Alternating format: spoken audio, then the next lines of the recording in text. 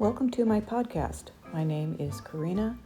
I come to you from the Pacific Northwest where I live with my partner, our 2 kitties, and 2 adopted Mustangs. Information about the Wild Horse Adoption Program will be in the episode description box. This podcast covers knitting projects, my horsemanship journey, and my other passions like vegetable gardening and bicycling. If you're new here, I hope you find the content interesting. If you're a returning viewer, it's always great to have old friends. The format of this channel typically includes musings on an early walk to the barn to feed the horses, then knitting content, some catch up on the horsemanship journey, and finally more musings or maybe a little bicycling footage if I was lucky enough to get out. Enjoy, and I hope to see you soon.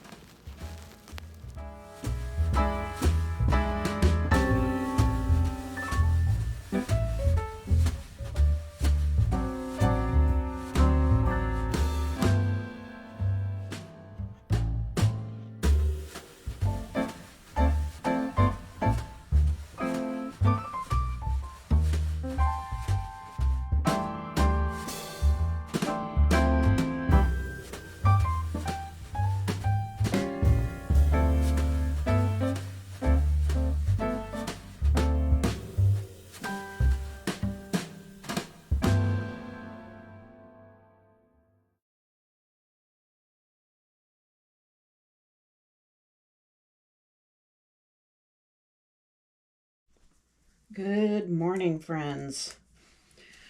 Today is Friday, March 21st, 2025. I've had a really busy week, so I took yesterday off and went to lunch with another friend, a horse friend, who has been injured and is also in recovery.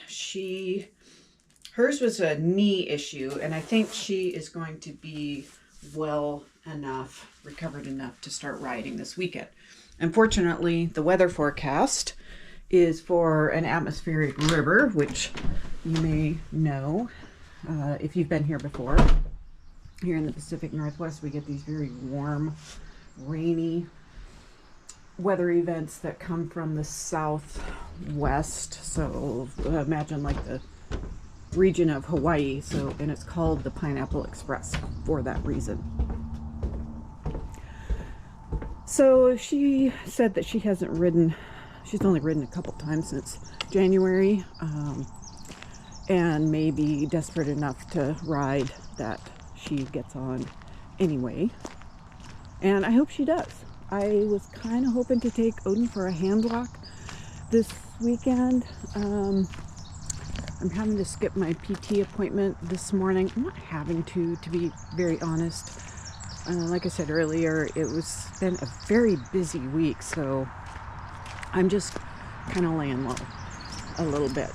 So I may use this weather event to just wait another weekend, and there's nothing wrong with that.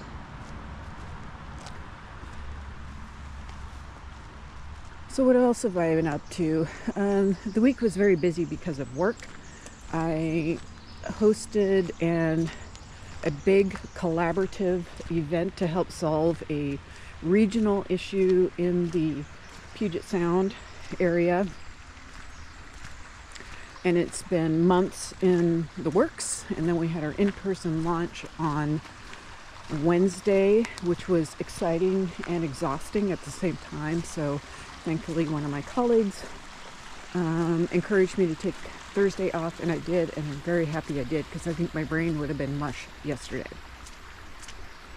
Just some ways I've been recovering. So of course I've been knitting. I don't have any finished objects. Some projects have been getting more attention than others. I will be happy to report the progress that I have on the Briocherie sweater. I've been reading what's called Coziest Memories, so checking them out of the library. Diane Freeman, I think, is the author. I hope I have that right. I'll correct it if I don't. She writes a series of books that take place in the 1890s. Oh look, there's the horses. Good morning, boys. And for example, the mystery I'm on right now, it's either third or fourth in the series, is called A Fiance's Guide to First Wives and Murder. So they're very charming. If you like Downton Abbey, you would probably like these, and if you like murder mysteries.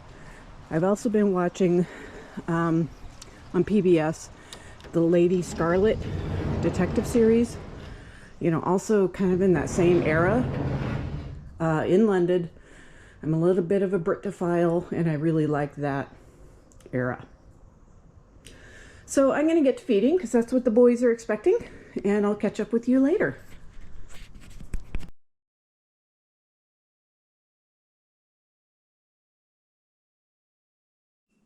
Hey friends, welcome to the knitting portion of my podcast.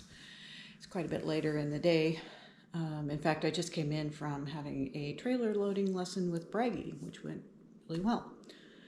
So I'm a little rumpled. My hair is a little bit messy because it's outside and a little bit windy. And then I came in and thought I would put on the sweater that I haven't worn in a while. And apparently it was crumpled up in the bottom of my dresser drawer. But this is the Weir sweater.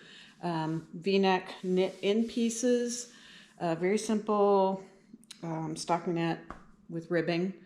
And made out of, I think it's a fingering or maybe light sport yarn. It's a linen, it's a Barocco yarn, and it's a linen blend. So perfect for, you know, if you're going to be rumpled around the house. So that is that. But let's talk about some projects that I've been working on. So I have 4 works in progress, the same ones that you have seen before. I've made some decisions about this. Nope, sorry, wrong project. I grabbed the wrong thing, but I'm going to show you my Briocherie sweater. I thought I grabbed my owl poncho. As you can see, and I'm sorry, I'm having a hard time holding up with my right arm. I just did my PT exercises and now my arm's tired. What I will show you, and I'll fold it in half, is that I bound off the bottom. So it fits fine. It's long enough. I have started the right sleeve. So raglan construction has a long yoke. So I'm going to make the sleeves, I think I decided about 9 inches from the, where I split for sleeves. So I have, looks like about 3 inches done, and I'm starting the decrease rounds already. Even so, I'm deviating from the pattern somewhat. And then I'm going to do something with this neckline so it's not quite so gapey. I want it to be at least as much coverage as this one has. So that's my goals for this one.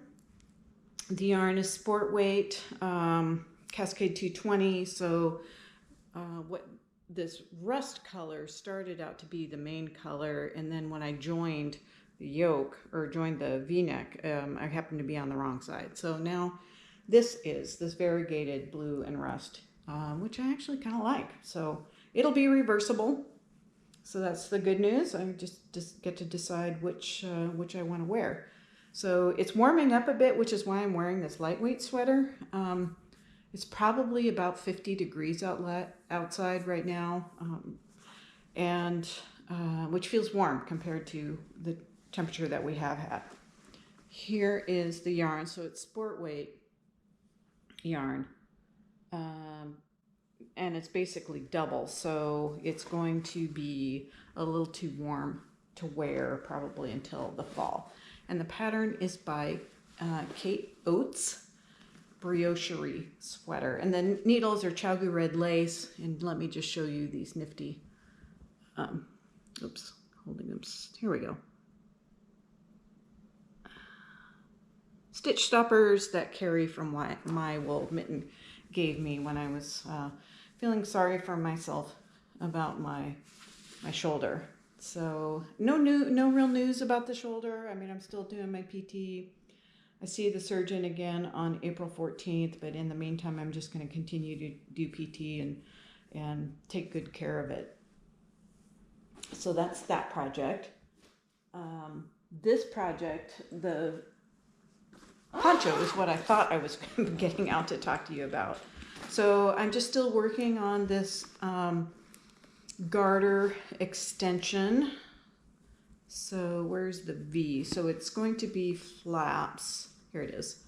So this is what it is going to look like.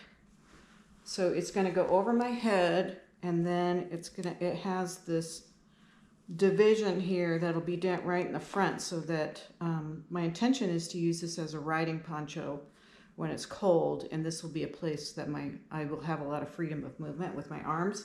So I tried it on not too long ago, and it's a little bit bunched here. I didn't do enough increases from the get-go. So I think what I'm going to do is rip back this ribbed piece here. And then it's basically going to start just above where the owls start. And that way it'll still be on my neck, but it'll be a little bit more roomy for my shoulders. So I'm going to see how that goes and see if I have to make any other modifications. The other modification I would have to make is that I would have to probably steek it just to allow more room. So the yarn is the brown and the cream colored are both locally produced yarns from Harmony Fields Sheep Farm. They do sheep, raise lamb for meat, and also do dairy. And then they have yarn. So the cream colored is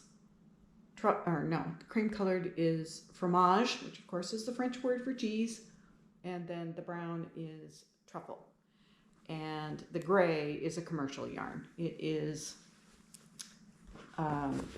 Patton's worsted. So I've got, I don't know, I have another full skein, so I don't know, probably not quite half is my guess.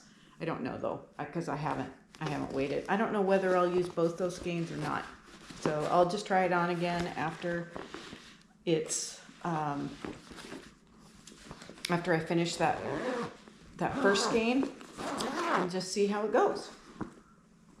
I did not bring myself a cup of tea, but I hope that you have a cup of tea or something nice to drink while you're watching this. And I have 2 more projects for you to talk about. So this one is the Branches sock pattern out of this 52 Weeks of Socks book. And it's has several charts. It's a fairly complex, once you understand it, it's okay. I misunderstood it the first time and ended up doing a few more stockinette stitches or rounds. So I've done 3. There was only supposed to be 1, and then you're supposed to start this pattern. So this is the leg pattern. The first 39 rows are the leg pattern, and then, it's like the cuff, and then you go into the leg. And I think they would end up being quite long socks, so I just started the heel flap kind of the length that I like them. So heel flap was a kind of a twisted rib slip stitch, and then I'm still on the gusset decreases. So I picked up a lot more stitches than I normally do on the gusset. I'm not entirely sure why I did that. But I did, so hopefully it works out. Otherwise, I'll have a fair amount of ripping back to do, which doesn't excite me. The needles are Chowgu red lace, size 0. I'm knitting the size 1, which is cast on 64 stitches. And the yarn is a Woolen Women box from the February Woolen Women box. And I see that my March box has shipped. And this is Rodeo and Romance. So very pretty yarn. I hope I have enough for a second sock. So I may have to be a little bit judicious about that, because cables, anything that has cables does take a lot of yarn. I don't believe the rest of the pattern has any cables. I'm not sure yet though, quite honestly. And then it came with this nifty, excuse me, bag, which I don't need bags because my mom makes bags for me. But this is, it's so cool. I couldn't, and this was part of my retail therapy when I was first injured my shoulder. I bought quite a few things. So, and Advent season's coming up. I don't know if you've, watch other podcasts or see other yarn dyers. You're on their newsletter, mailing lists, or whatever. But yeah, April 1st is order your Advent. So I have to make some decisions about that. So this is a bag my mom made, a lovely quilted bag that is lined and with a zipper and has a pocket inside. So it has a polka dot lining in it. And I keep my book of favorite patterns in here. So the socks I am knitting are Hermione's Everyday Socks out of Freckled Whimsey self-striping. So this is what the yarn looks like. I think I just maybe had the cuff cast on last week. So it's a very simple pattern. And again, Chogu red lace, size 0. I think I cast on 60 stitches. And this one colorway is, I think, When Cars Fly. And it is Freckled Whimsy's Harry Potter. It was July 2023. And it's an 8-stripe repeat. So this is the Serendipity base, 75-25 merino, superwash merino, and nylon. So I think these are going to be really pretty. So my little counter, and then this little beginning of round marker, that was from a Polka Dot Creek Notions Advent. That was really fun. I got lots of stitch stoppers and these beginning of round markers. And what else did I get? Oh, I got these. I forgot what these are called, but these are I got 2 of these that you poke into the ends of your needles. And so if you need to try something on, you can just slip this cable through so it's big enough to try on. And that has come in really handy because I don't know if you're like me, but I hate putting stuff on waste yarn and then picking up stitches again. So that is that. Those are the active projects that I have going. I know this is only 10 minutes of knitting. This is probably going to be a very short episode. Like I said, Bragi's just doing really good with the trailer. Got the divider closed. He didn't back into it this time. Like he did last time. Last time my trainer got the divider closed, he backed into it and leaned into it, and she had to wait for him to move forward so she could open it, because it's, you put pressure against it and then it doesn't unlatch. So he did a lot better this time. He was a little angsty when, they were done, but, she just said, okay, this is, and I agree with her. This is the pace that he needs to move. There's other things that I want to do with Odin this summer, so I may have to consider getting a companion horse for Bragi so he's not by himself. So I know of a mini horse that lost her elderly gelding companion, so I may think about that. I mean, it's always the consideration. The feed bill might not change much, but vet and farrier still cost the same, so I'll have to think about that. And then making sure she gets enough exercise, but I imagine she will with the 2 geldings, and also need to think about whether my fencing is adequate for a mini. I mean, it's definitely adequate for big horses. Hopefully she wouldn't push through it. Hopefully she just wouldn't want to leave these guys. So that's always my concern. And I don't really necessarily want her to have to, always be in one of the pens or the round pen, although the round pen would be plenty big for her. So that's kind of what I'm some of the things that I'm thinking about. Odin, both horses have just been working on like touching targets and doing basic handling and manners and stuff like that, since I still don't have the strength or range of motion in my right arm to like hoist a saddle up on Odin. He's a big horse. He's over 15 hands. So, and which is adequate for my height. I mean, I'm 5'8", but not adequate when the shoulder doesn't work that well. So as far as gardening news, I don't have a lot of news. I saw a slug. I think it was this morning, actually. I saw a slug, so I'm going to need to start watching out for them and going on slug hunts and maybe putting out some of that sluggo or whatever it is. And, I've got plants coming up. The kale is doing very well. It survived the winter, as is some of my other greens have survived the winter. The radishes I planted a couple weeks are coming up. The peas are starting to emerge.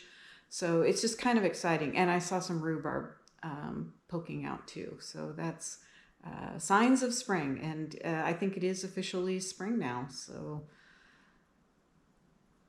looking forward to warmer days and hopefully more activity soon. I think the days are going to become warmer and even longer before my shoulder's really ready for more activity. But I can always live in hope, and I hope that you do too.